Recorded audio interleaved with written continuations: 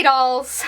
Wow, it has been 3 weeks since I have actually sat down and filmed a new video, but I have had a lot on my mind, a lot going on in my work life, in my personal life. I've taken some risks recently. How cryptic, how vague. We're gonna do a figure review.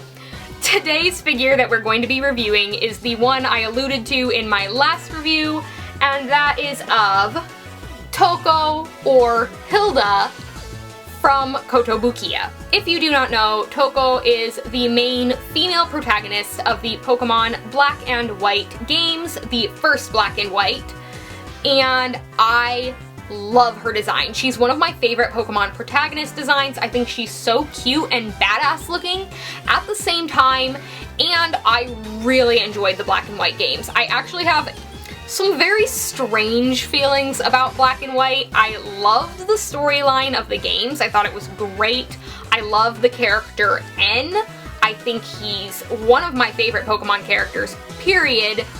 But the anime was really weak, and some of the, actually quite a few of the Pokemon designs from Gen 5 are very much like, what we doing here? What's going on? So yeah, I have a very weird relationship with Generation 5. I don't like love it or hate it. It's just kind of, it's there, and I really enjoyed the game. So, and like I said, I really liked Touko / Hilda's design, so I could not pass up this figure, since these figures shoot up in price on the aftermarket. Straight out of the packaging, the first thing I notice is that she is screwed onto her base just like Lily and the other figures of the line. But if you will remember from my Lily review, she had a light blue base with flowers, but that was kind of because of her special figure status, whereas Touko's is the same as the rest of the figures from this line, with a Pokeball design, and her colors for her base are a light gray and a dark gray. Very simple, but it definitely does the job. As far as the figure itself goes, she is just as amazing looking as Lily. Her pose and her stance is so awesome. She's out there, she's ready to battle, she's ready to kick some butts. The one thing, though, this is gonna sound really weird, but the thing that I noticed when I was kind of spinning her around is that her shorts on the booty are really sculpted. Like, those shorts are going way up her crack. Is that weird to say? But they're like almost too tight on that bootay. I don't know about that. They're intense. But besides that, going below, her legs are so well sculpted. Like, they're very athletic and muscular looking, which I think is super cool. She's got some like definite shape to her thighs and her calves. That's awesome. I do notice a bit of paint flaws around her boots where her socks meet her legs, but nothing overly upsetting. The laces on her boots are also not the most precise, but the issues aren't glaring enough for me to really complain about them much. It's just something that I'm noticing.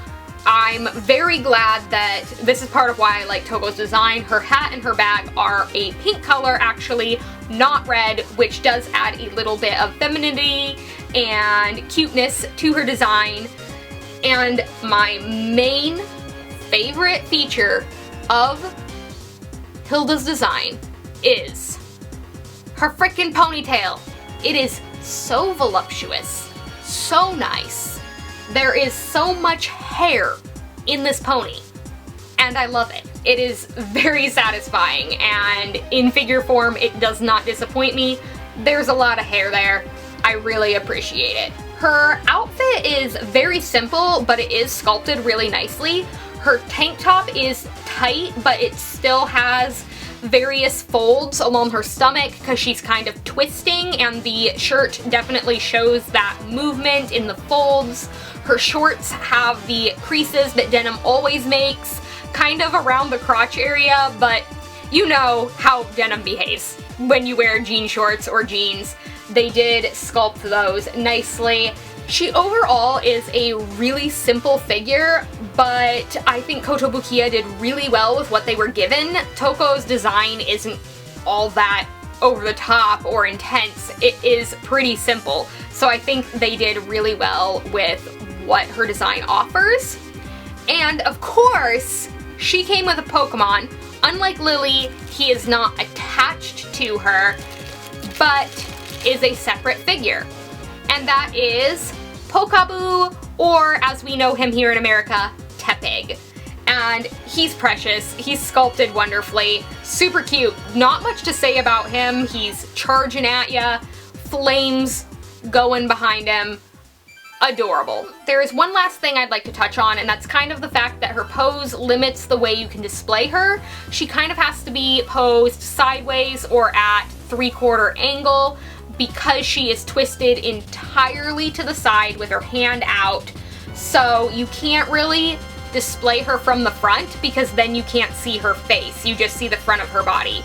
But when you display her from the side, you see her face, but you don't really see her outfit. That isn't something that bothers me at all. I like her pose, but it is something to note if that is something that would bother you. And that's really all I have to say about this figure. Like I said, she's very simple, so there's not a ton to go over, but I'm very happy to have her. I think Kotobukiya has been doing a great job with this line of figures. We don't really have anything else that does such a good tribute to the Pokemon protagonists from the games, which is probably why this line of figures has done so well and why they go up in price after release. So I highly recommend this figure of Touko if you can track her down. I'm not sure if she's sold out everywhere yet or not, but if so, definitely keep an eye on this line for any of the figures that are coming out in the future. I know we're going to be getting Moon, the protagonist, the female protagonist of Sun and Moon. We're also getting both the male and the female protagonists of Heart Gold and Soul Silver, which I'm pretty excited about. Green was just released, and Red is being re-released. That is what I know at the minute. But that's all I have to say about Touko herself. And with that, I'm gonna go. I'll see you in my next video. Until then, stay glamorous and stay geeky. Bye!